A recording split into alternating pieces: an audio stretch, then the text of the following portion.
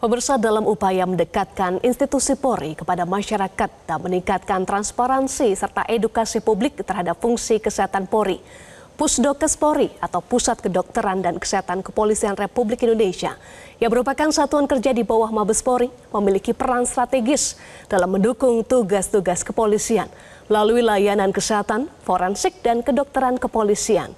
Pusdokes Polri tidak hanya berfungsi sebagai penyedia layanan kesehatan bagi anggota Polri dan keluarganya, tetapi juga memainkan peran penting dalam penanggulangan bencana, pelayanan kesehatan masyarakat, dan identifikasi korban dalam situasi darurat. Lalu seperti apa peran, tugas, dan capaian Pusdokes Polri?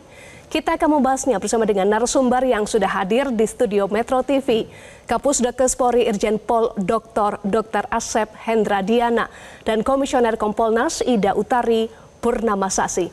Selamat malam Pak Asep, Ibu Ida, apa kabar Pak Asep, Ibu Ida? Selamat malam Mbak Eva. Alhamdulillah sehat ya? Sehat, Alhamdulillah. Saya akan mulai diskusi dari Pak Asep. Pak Asep, apa sebenarnya peran dan fungsi utama dari Pusdokes Polri dalam struktur kepolisian Republik Indonesia, Pak Asep? Ya.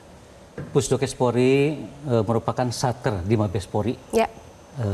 Di bawah langsung Bapak Kapolri mendapat melaksanakan tugas dan fungsi terutama dalam bidang kedokteran kepolisian dan kesehatan kepolisian. Di dalamnya terkait kegiatan untuk kegiatan operasi DVI, Ya. juga kegiatan pelayanan kesehatan dan lain-lain. Jadi bidang utamanya ada beberapa ya. Siap, di betul. Pusdokes Polri, dan bagaimana itu pembagian tugasnya Pak Asep dari pelayanan kesehatan hingga forensik? Ya. Jadi alhamdulillah sejak tahun 2022 Pusdokes Polri organisasi dikembangkan setelah pasca pandemi, di mana Kapusdokes yang asalnya seorang Brigjen menjadi Irjen. Ya. Dalam tugasnya memang ada dua fungsi utama terutama, kedokteran kepolisian dan kesehatan kepolisian.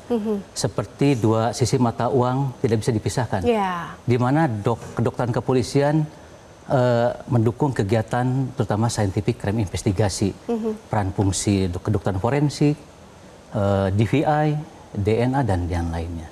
Terkait kegiatan kesehatan kepolisian, di dalamnya termasuk pelayanan kesehatan, terutama untuk kegiatan pelayanan bagi anggota Polri dan masyarakat. Nah, itu saya ingin tanya Pak, soal cakupan layanan kesehatan ya. Jadi bukan hanya untuk Polri, tapi juga masyarakat luas. Betul sih. Bagaimana data capaiannya Pak untuk cakupan baik itu untuk Polri maupun masyarakat? Ya. Jadi Pusdokes Polri memiliki 59 rumah sakit seluruh Indonesia. Dan juga hampir 612 paskes primer atau FKTP Polri. Dalam tugasnya, di samping memberikan pelayanan kesehatan bagi anggota Polri dan keluarga, dan juga memberikan pelayanan kepada masyarakat. Dan itu bisa dirasakan langsung oleh masyarakat, dan melalui itu kegiatan misalnya melalui BPJS kesehatannya atau kegiatan-kegiatan melalui asuransi yang lainnya. Dan berikutnya juga hal itu tetap kita kedepankan sehingga masyarakat bisa lebih terjangkau, baik itu dari tingkat pusat maupun di tingkat kewilayahan. Betulkah langsung dirasakan oleh masyarakat? Kita tanyakan ke Kompolnas ya, Ibu Ida. Bagaimana Kompolnas melihat peran Pusdokes dalam meningkatkan pelayanan kesehatan untuk anggota Polri dan masyarakat? Betulkah masyarakat umum merasakan juga peran dari Pusdokes? Ya, Kompolnas itu adalah pengawas fungsional kepolisian negara Republik Indonesia. Artinya kita mengawasi semua fungsi yang ada di kepolisian Republik Indonesia, baik fungsi pembinaan maupun fungsi operasional. Ya. Salah satunya yaitu fungsi pembinaannya adalah di Pusdokes ini. Nah, kami meyakini bahwa Pusdokes ini memiliki jejaring yang sangat luas sampai ke bawah. Pentingnya peran kesehatan kepolisian ini adalah kan butuh kecepatan ini. Anggota Polri ini dideploy-nya tidak tanggung-tanggung, mau sampai ke pelosok, mau sampai itu. Jadi peran Pusdokes ini menjadi sangat penting untuk mendukung kesehatan setiap anggota kepolisian. Nah, kalau mereka sehat, mereka mampu perform dengan baik untuk melaksanakan tugasnya.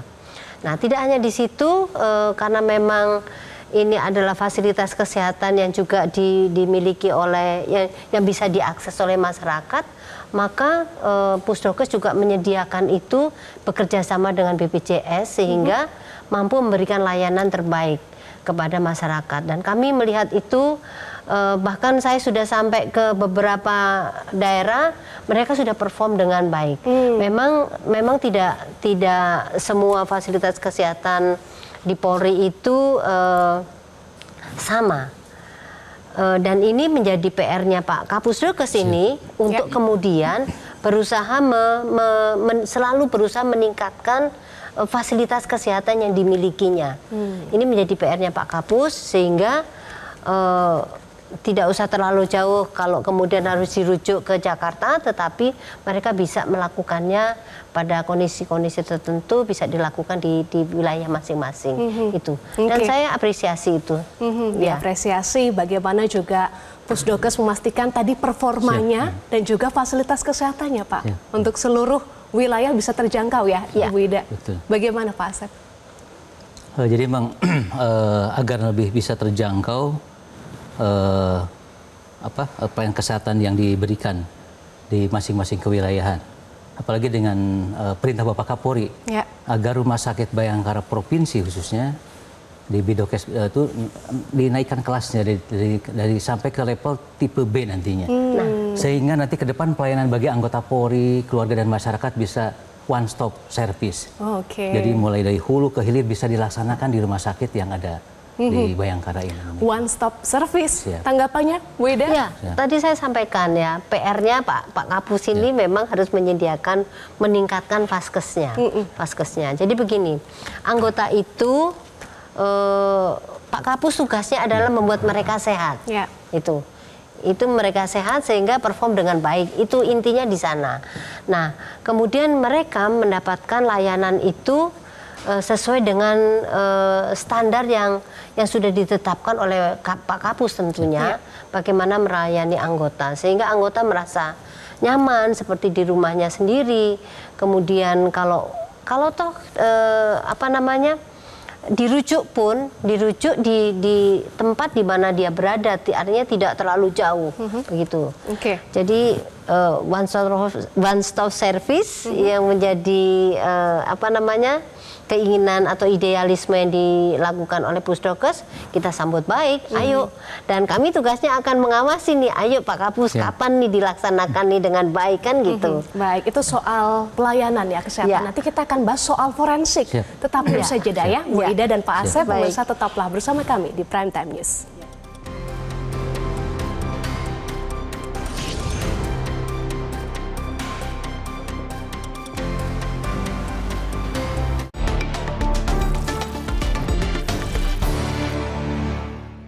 Didukung oleh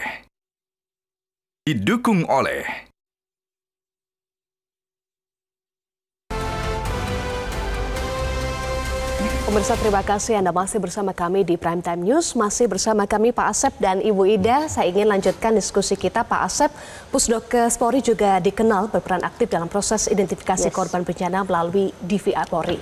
Bagaimana proses itu berjalan dan juga memastikan sesuai standar internasional, Pak Asep? Jadi DVI Polri mengikuti standar internasional Interpol.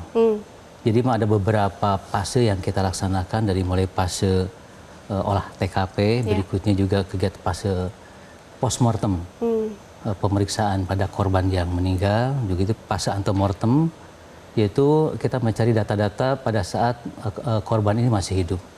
Baik itu yang kita peroleh dari data-data korban maupun dari keluarga. Dan berikutnya juga fase rekonsiliasi dan terakhir debriefing. Proses itu sudah diikuti dengan baik sehingga pada akhirnya nanti akan kita mendapatkan hasil, kita akan mendapatkan identifikasi dari korban yang kita cari seperti itu. Dan sekali lagi bahwa identifikasi korban adalah hak ajasi manusia yang harus kita perjuangkan. Dan tugas itu menjadi tugas utama kita. Seperti itu. Bagaimana Kompolnas melihat kinerja Pusdokes dalam hal DVI ya, identifikasi, menilai akuntabilitas dan juga transparansi Pusdokes dalam memberikan layanan forensik dalam kasus-kasus besar yang menyita perhatian publik, bahkan Pak Asep sampaikan itu adalah hak yang harus disampaikan. Ya, Mbak Eva, Kompolnas itu punya tugas dua. Salah satu yang paling penting adalah memastikan bahwa Polri ini profesional dalam menjalankan tugasnya dan setiap anggota itu mampu menjalankan tugasnya dengan baik. Nah,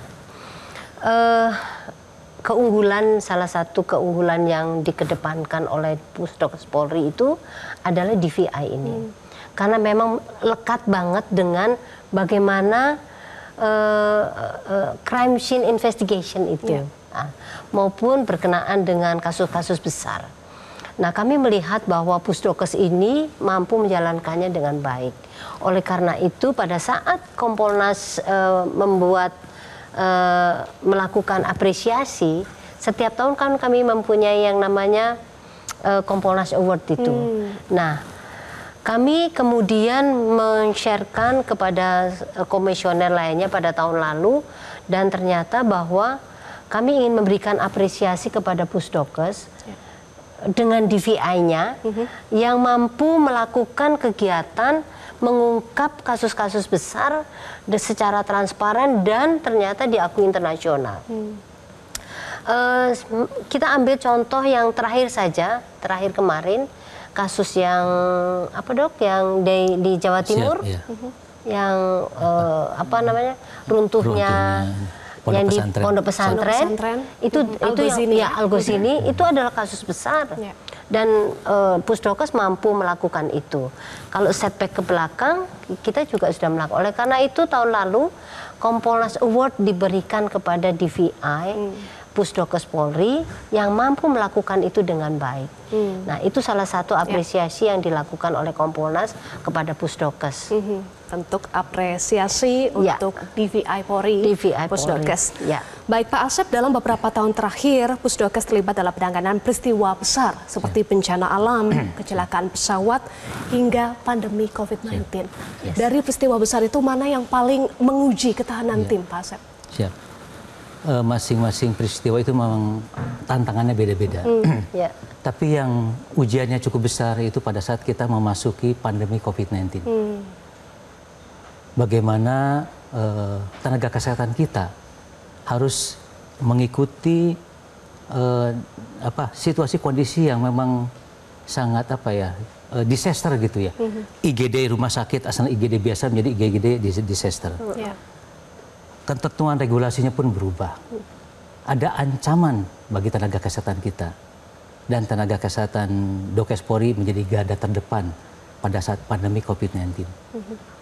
Bagaimana kita harus memberikan pelayanan yang terbaik, menolong pasien, begitu anggota Polri, dan masyarakat. Tapi juga ada ancaman bagi tenaga kesehatan itu juga terpapar COVID-19. Dan ada banyak juga anggota Polri, tenaga kesehatan Polri kita juga terpapar dan menjadi korban pada saat COVID-19. Dan itu menjadikan pengalaman untuk kita agar tahun-tahun berikutnya ke depan kita bisa memitigasi dan menghadapi bencana apapun terkait COVID-19 seperti itu dengan lebih baik lagi. Tapi mudah-mudahan tidak terjadi lah Dok. Iya, amin ya, kita doakan. Jadi intinya manajemen krisis menjadi penting ya. Bu Ida, bagaimana juga soal ketangguhan tim itu diuji. Ada catatan soal hal ini, manajemen krisis? Pada kondisi yang seperti itu, yang disaster di seluruh dunia sama, maka yang diuji adalah kepemimpinannya, leadership untuk mengatasi di manajemen krisis itu. Kalau berbicara Kompolnas dan peran saya sendiri saat itu ya memang belum di Kompolnas saya Mbak Eva, tetapi saya adalah pelaku sejarah, salah satu pelaku sejarah pada saat itu menjadi Wakapolda, dan disitulah tantangan terbesar bagi tenaga kesehatan dan Polri sendiri. Tenaga kesehatan dan Polri sendiri, termasuk yang paling penting adalah karena yang bisa diperintahkan oleh Pak Kapolri itu adalah Kapusdokes, maka menjadi PR-nya Kapusdokes untuk menyelesaikan ini. Gitu. Tidak hanya untuk anggota Polri tetapi masyarakat, karena ini adalah nasional dan internasional ini disaster itu. Maka akhirnya apa yang diperlukan sih sebenarnya oh tabung oksigen, oh obat-obatan, oh tenaga kesehatan, oh kemudian bagaimana memitigasi, bagaimana mengarahkan orang, bagaimana meminimalisir dampak. Itu tidak mudah, jadi harus bersama dilakukannya. Baik. Itu yang paling penting adalah bagaimana mengelola manajemen krisis ini dengan baik untuk mengatasi ini. Oke, tantangan akhirnya bisa diatasi dengan manajemen krisis yang tepat. Nanti kita akan bahas lagi karena saya dengar juga pada tanggal 24 September 2025 lalu telah dilaksanakan pelepasan personil Dokes Polri yang akan berangkat menunaikan tugas negara di misi perdamaian PBB FPU 7 MINUSCA di Bangui, Afrika Tengah. Nanti akan dibahas lagi. Tapi usai jeda, pemirsa tetaplah bersama kami.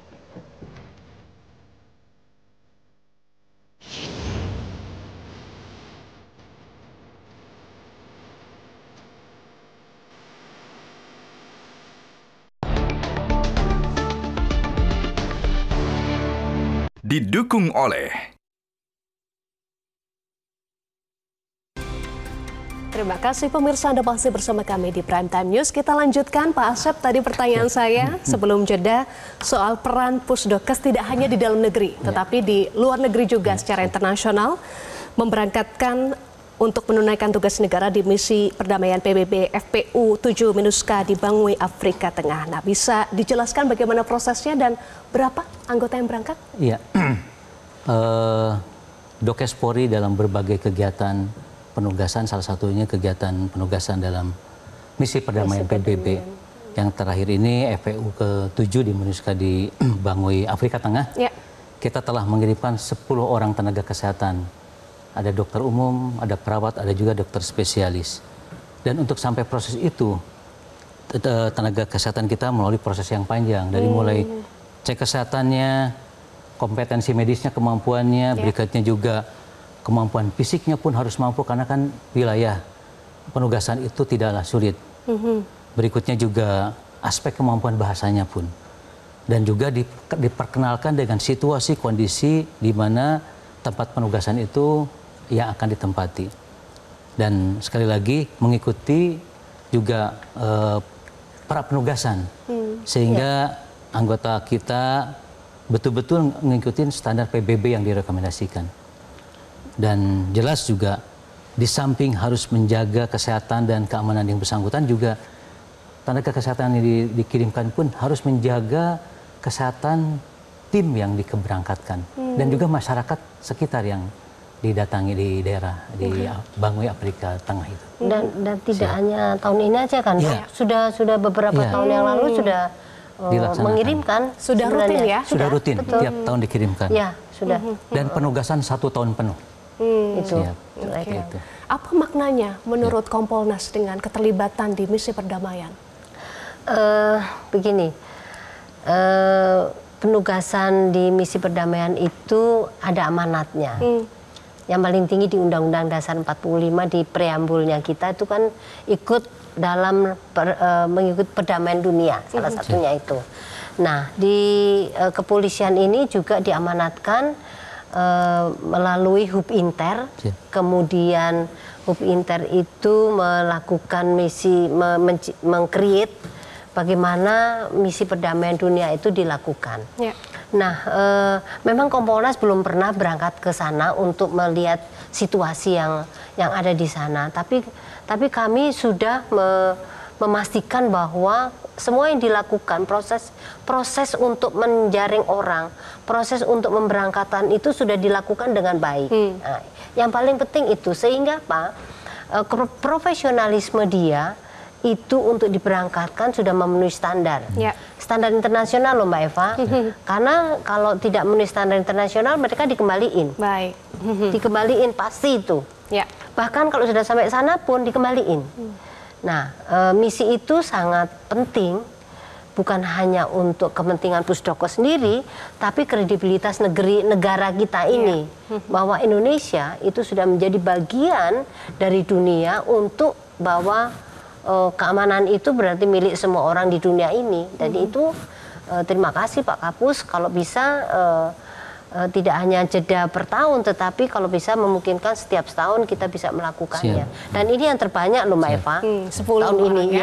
Baik, dalam era digital dan teknologi seperti saat ini, Pak Asep, jelas dunia medis terus berkembang ya.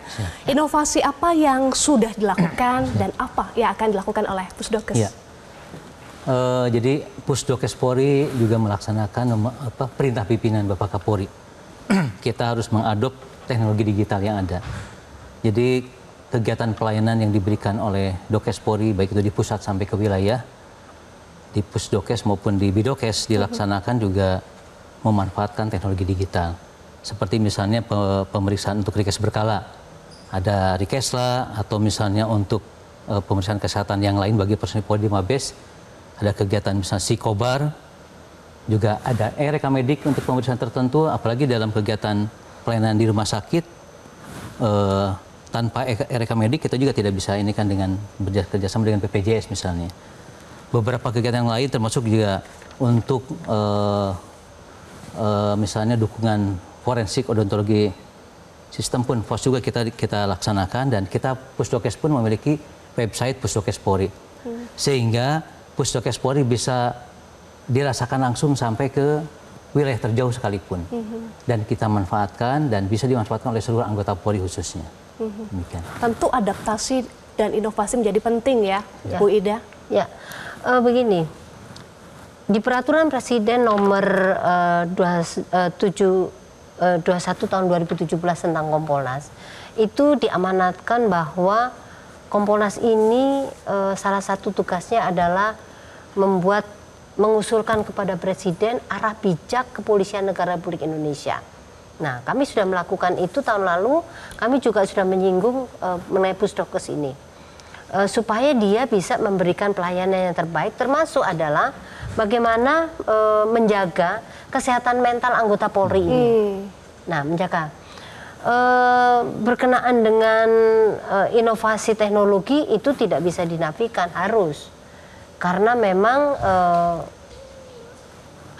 dunia menuntut itu. Nah, mengenai kesehatan mental juga menjadi arah bijak yang disampaikan kepada Presiden untuk Pusdokes ini bisa melakukannya. Karena apa? Ya. Setiap anggota Polri itu aset negara yang harus dijaga. Setiap anggota Polri itu dibebankan pada tugas yang tidak ringan. Nah, sangat memungkinkan kesehatan mentalnya itu ya berpengaruh terhadap perilakunya dia gitu. Baik. Nah, itu. Dan kesehatan mental anggota ini, saya kebetulan jadi salah satu bagian dari Asosiasi Polwan Sedunia. Ini menjadi isu yang selalu dinaikkan, bagaimana menjaga kesehatan mental anggota. Pak Kapus, kami tantang ini, bagaimana nih, ayo. Siap. Gimana Pak Asep? Singkat saja ya. Ya. Jadi Pusdokes Polri sekali lagi akan mengikuti kebijakan pimpinan. Bagaimana kita harus fleksibel ngikutin pemanfaatan teknologi yang ada, sehingga kita bisa menyesuaikan dan bisa dirasakan langsung manfaatnya oleh anggota Polri, keluarga, dan masyarakat. Baik, tadi soal kesehatan mental anggota juga menjadi penting ya. Baik, Bu Ida sampaikan soal arahan Presiden. Saya ingin singgung juga karena arahan Presiden tadi ada disampaikan ke Pak Kapolri. Saya titip 3 hal. Salah satunya adalah pemberantasan narkoba. Tentu pencegahan menjadi penting. Pusdokes punya peran di situ. Bagaimana langkah strategis dalam upaya pencegahan? Pusdokes Polri untuk pencegahan narkoba, terutama bagi anggota Polri dan keluarga dan masyarakat. Dokes Polri dalam bekerja sama dengan di Propam Polri di pusat dan juga dengan di Propam secara rutin melaksanakan deteksi dini, misalnya pemeriksaan narkoba agar anggota keluarga juga waspada dan terhindar dari kemungkinan penyalahgunaan narkoba. Dan dilakukan juga edukasi bagaimana pentingnya pencegahan terkait narkoba ini. Karena sekali kita menggunakan, terpapar, akan terus menggunakan, dan berimplikasi menyebabkan sakit dan malah kematian pada akhirnya. Demikian mungkin siap. Dan itu ada tambahan, Ibu Ida tadi kita bahas, kita wrap up lagi soal bagaimana peran Pusdokes di layanan, kemudian layanan kesehatan, lalu forensik, termasuk juga tadi pencegahan narkotika, singkat saja. Setahu kami Pusdokes ini juga mensupport Propam untuk tes secara acak. Acak ya, siap. Secara acak, kalau kemudian melalui tes urin terhadap anggota. Dan begini, Kompolnas tidak mentolerir, artinya tetap fokus untuk bagaimana anggota ini tidak terlibat di dalam penyalahgunaan narkotika. Ini penting, penting sekali karena apa? Akan berdampak kepada bagaimana dia akan bekerja. Sekali kena, kemudian dia akan mencoba untuk terus naik dan pasti ada efek yang lain. Beberapa kasus yang ditangani yang kebetulan Kompolnas ke sana itu masuk di dalamnya dan Polri sudah berbuat yang terbaik, sekian ratus juta orang penduduk Indonesia sudah diselamatkan dan ini PR penting bagi seluruh masyarakat untuk jauhi narkoba. Sudah berbuat yang terbaik, pencegahan penyalahgunaan narkoba juga menjadi penting, menjadi salah satu tugas dari Pusdokes juga ya. Terima kasih Pak Asep, terima kasih Ibu Ida sudah bergabung bersama kami di Prime Time News. Demikian diskusi kami, pemirsa.